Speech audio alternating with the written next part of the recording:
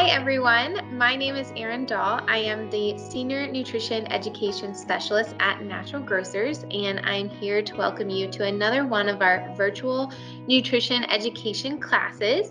In today's presentation, we are going to be lifting the veil on GMOs, discovering what they are and why we should care about them. So leading our class is Angela Wray. She is the Nutritional Health Coach at one of our Phoenix, Arizona locations.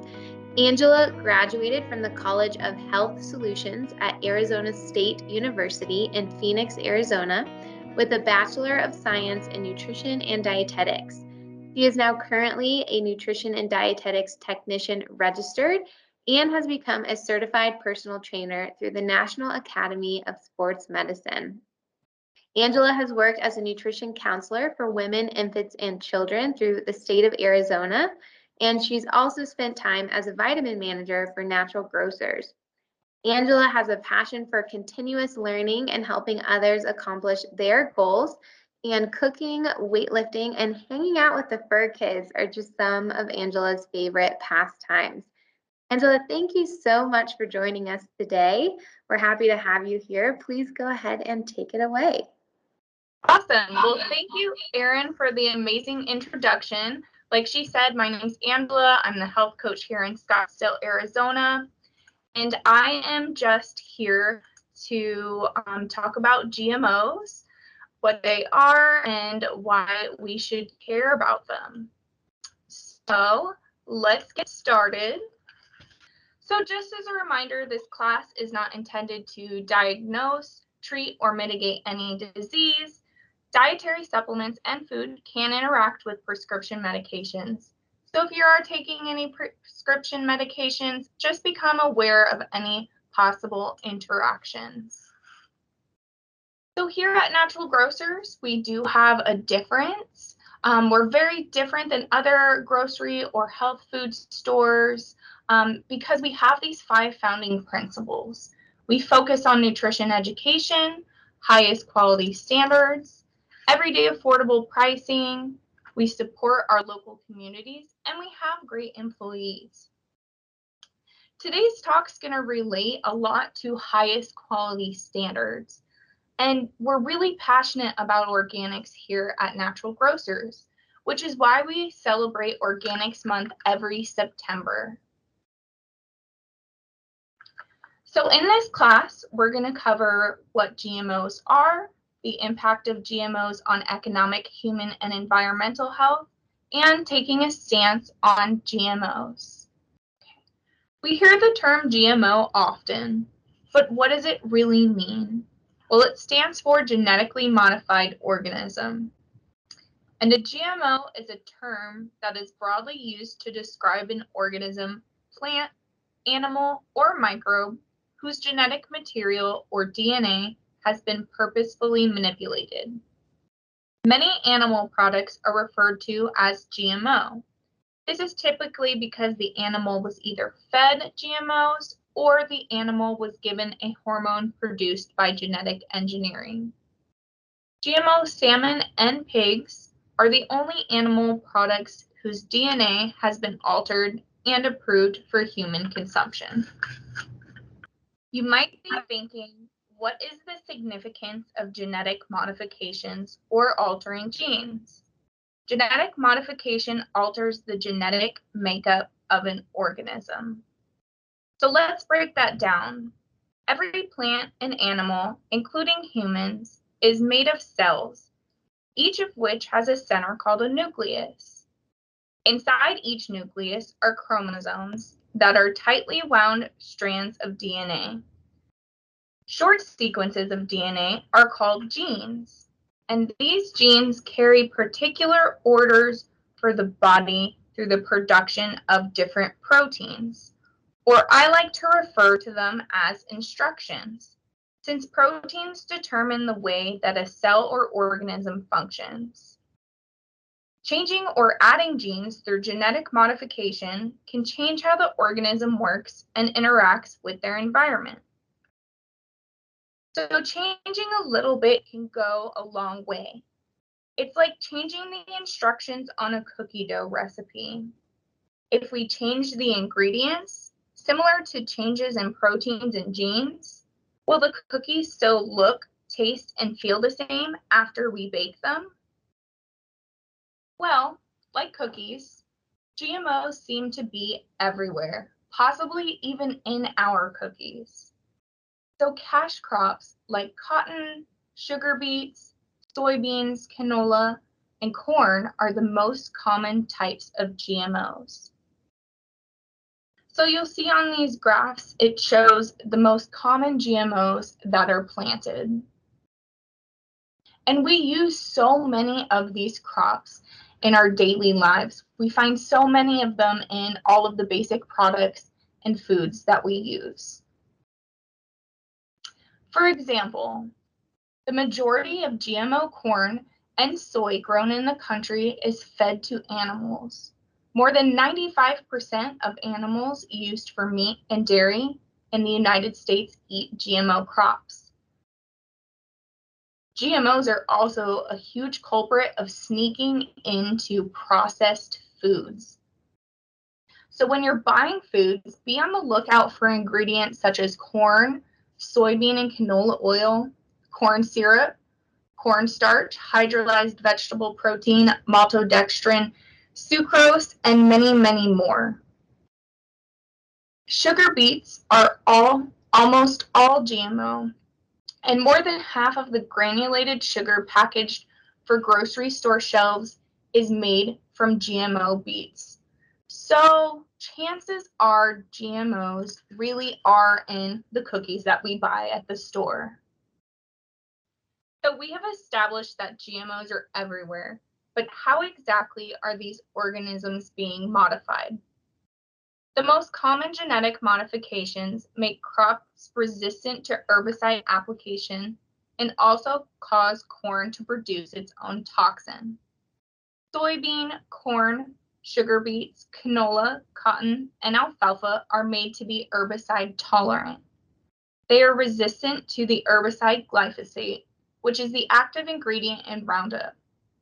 Corn and cotton have been engineered so they're herbicide resistant or herbicide tolerant and able to produce their own insecticide known as Bt toxin. So this is a toxin from a bacteria that can kill rootworms or bollworms that eat cotton and corn. So some of this might sound beneficial at first, but it's important to use with caution since GMOs can affect us. GMOs are a very polarizing issue, but there are legitimate concerns that should be an interest to everyone and a concern as well. So environmental health, human health, and economic health are the concerns that we'll address today. Most do not realize economic impacts from GMOs. We don't think about it when we grab a bag of potato chips from the supermarket. Since the introduction of GMOs, the seed industry has rapidly consolidated. Today, just 4 corporations control 60% of the seed market. For certain crops, the market is even more concentrated. In 2018, Bayer and DuPont controlled 75 to 80% of the corn and soybean markets. This concentration has made a huge dent in farmers' pockets. As you can see in this picture, USDA data showed that the per acre cost of corn has risen dramatically since the 1970s. The blue line provides seed costs for entire US and is prepared by the Economic Research Service, or an agency of the US Department of Agriculture. The green line shows per acre seed costs incurred by Central Illinois farmers alone. Those costs can outpace the market price for farmers receive for corn and soy, leaving them tighter margins on which to run their farms. Not to mention, farmers are no longer able to save their seeds and instead are forced to purchase new seeds every year, which also means farmers might have to include new pesticides and herbicides in their expenses as well. Another surprising GMO effect is cross-pollinating. We might have heard this term before, but when we're talking about it in this sense, we're talking about pollen from fields containing GMOs that are transported to a non-GMO field by wind, insects, or birds. This pollen can contaminate the genetic material of non-GMO field. So if this farmer is discovered with these GMO genetics growing in their field and they didn't buy GMO seeds, it can be considered patent infringement or seed piracy, which leads to legal battles and large fines for the farmers possibly. Genetic drift also makes it very difficult for farmers who want to grow non-GMO crops. So this forces them to sell crops at a lower price point than what they could have been if they were selling non-GMO crops. And this leads to a vicious cycle for these farmers. Now, GMO agriculture has led to superweeds that are resistant to Roundup. So instead of looking at a different theory and saying, maybe this isn't really working for agriculture, our solution is new GMOs with additional herbicide tolerance, such as dicamba resistant. So this dicamba is sprayed on dicamba resistant crops, and it can become airborne, and it drifts to non-resistant crops and non-resistant crop fields. Farmers are then forced to either buy dicamba resistant seeds or risk losing their crops due to their neighbor's spray.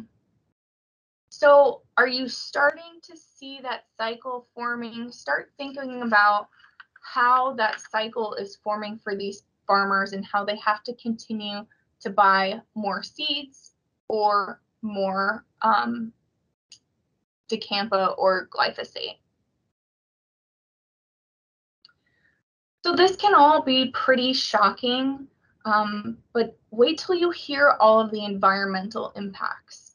Personally, I get the most upset about these because it affects all of our animals, not only just human population, but everything on our planet. So, and most of these impacts, environmental impacts, are dealing with the pesticide and herbicide use. So, for example, the overuse of Roundup has contributed to the destruction of milkweed plants surrounding agricultural fields. This is a huge issue because it's led to a substantial decline in monarch butterfly populations, since monarch butterflies both feed and lay their eggs on milkweed. GMO seeds can be treated with neonicotinoids, a class of pesticides that are harmful to our honeybee population. And also, GMO corn producing Bt toxin is designed to kill rootworms that eat the corn. However, recent data shows that Bt toxin not only kills rootworms, but also ladybugs. But why should I care about insects? Some of them might be cute and fuzzy like bees or have beautiful colors like butterflies, but why is it really significant? Why should we take a step back and think about how these insects can affect our Earth? Well, think of insects as life. Even think of the phrase the butterfly effect. Because once these insects are limited or extinct, it causes issues. We experience a lot of pollination loss, which can account for about a third of the crops that we're growing. We have less food for fish, amphibians, birds, and mammals. And we also experience impaired decomposition and nutrient recycling. So an example of a beneficial insect that's at risk are ladybugs. They serve as beneficial predators of plant pests. So over a lifetime, a ladybug may consume as many as 5,000 aphids. We mentioned impaired decomposition and nutrient recycling. This affects our topsoil, an ongoing environmental issue. Topsoil is one of our greatest natural resources, and it's essential for producing food.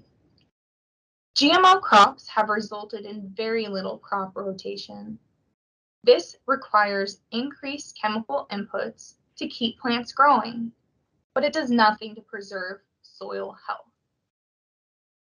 These increased inputs, particularly fertilizers, also mean greater costs to farmers. So a 2020 study of soil degradation in the US corn agriculture leads to over $500 million per year in extra fertilizer supply costs to these farmers. Not to mention, herbicides and Bt toxin producing GMO crops have killed off insects and microbes that are essential for healthy soil. And like we said, healthy soil equals healthy food. So we've talked about economic impact and environmental health, but last but certainly not least, how can GMOs and pesticides affect human health? This is a huge question that so many of us are asking. Well, around 280 million pounds of glyphosate are sprayed in fields in the United States annually. In other words, glyphosate is everywhere. The increased use of glyphosate across the US has dramatically increased our exposure to this chemical through food and water. So the graph on the right-hand side, all of that dark red area represents the use of glyphosate, and this is just in 2017. You can only imagine how much it's increased since then. The University of California, San Francisco tested 131 public urine samples and found that 93% tested positive for glyphosate residues. Well, so this means that we have lots of glyphosate in our urine.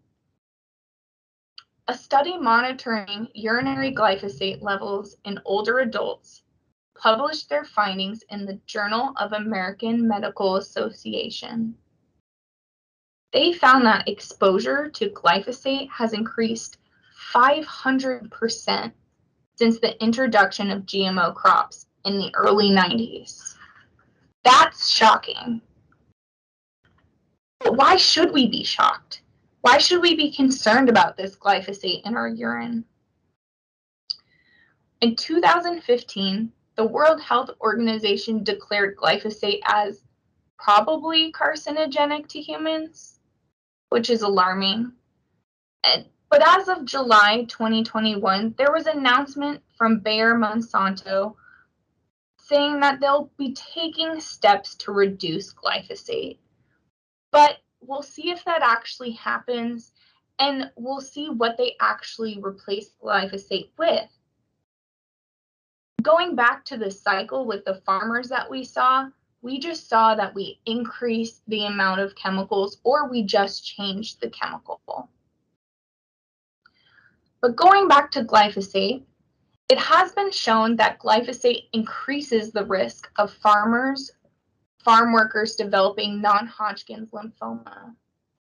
Glyphosate also disrupts microbial balance in the gut, which is a crucial component for maintaining optimal health in our digestive system, our immune system, brain, skin, health, you name it, the list goes on and on. So now we've learned some consequences of GMOs and their accommodating pesticides and herbicides. So what can we do personally to help economically environmentally, and our own health. It seems pretty daunting, doesn't it? But there is light at the end of the tunnel. How we spend our money and the food choices we make every day is a vote towards the future we want to create. So how we shop really can make a difference. We can support non-GMO agriculture by buying organic, where GMOs are not allowed in organic production. We can look for non-GMO project verified seals on products. We can avoid at-risk ingredients unless labeled as USDA organic or as non-GMO. Another thing we can do to shop to make a difference is avoiding processed food products, which are made with ingredients that are derived from GM crops. So some of those big ingredients such as corn, sugar beets, and soy. So this brings me to why I love shopping at Natural Grocers. I love being part of the Natural Grocer community because many stores you're seeing out there, many conventional grocery stores, they're starting to sell organic produce. However, we've been only selling 100% organic produce, which is always non-GMO, since our opening in 1955. So you can say that this is a topic we've really paid attention to. Not to mention, all of our bulk products are non-GMO. Silver and gold meat products receive non-GMO feed, and silver and gold rated eggs are non-GMO. In other words, we have a rating system for our meat and seafood, so you know that you're buying the cleanest and highest quality ingredients. At Natural Grocers, we sell thousands of non-GMO project verified and organic products. This includes our private label products as well. So even though our food system seems dire, we can definitely pay attention more and support a few areas. Supporting non-GMO and agriculture and organic agriculture, which is always non-GMO, is a vote for human health, a healthy environment, and a thriving economy to ensure that the best for generations to come. So next time you visit our store, we do also offer a lot of additional resources. So going back to our 5 founding principles, we're passionate about nutrition education. So when you come to the store, we have customer literature files or evidence-based articles on topics such as GMOs and GMOs related to glyphosate. We also have books and encourage you to read books. Kiss the Ground and Eating on the Wild Side, which can help you pick more nutritious foods. So I just wanted to take a moment and thank you for taking the time to listening to our Lifting the Veil on GMOs class. We're very passionate about this topic, and I hope you guys are passionate as well too. So with that being said, I'm going to turn it back over to you, Erin. Awesome. Well, thank you so much, Angela. I think this is definitely an eye-opening class and really proves how supporting non-GMO and organic agriculture is a vote for human health, a healthy environment, and a thriving economy. So thank you again for sharing this powerful message with us today. Before we end, just a reminder that in addition to offering classes like these, our nutritional health coaches are also available for free health coaching sessions. These hour-long sessions are a great resource for those of you who are looking for additional support and also tailored nutrition recommendations. So for more information on Natural Grocers or to find a nutritional health coach near you, just be sure to visit us at naturalgrocers.com. So I just want to thank you again for joining us today, and we hope to see you again soon for another virtual nutrition education class.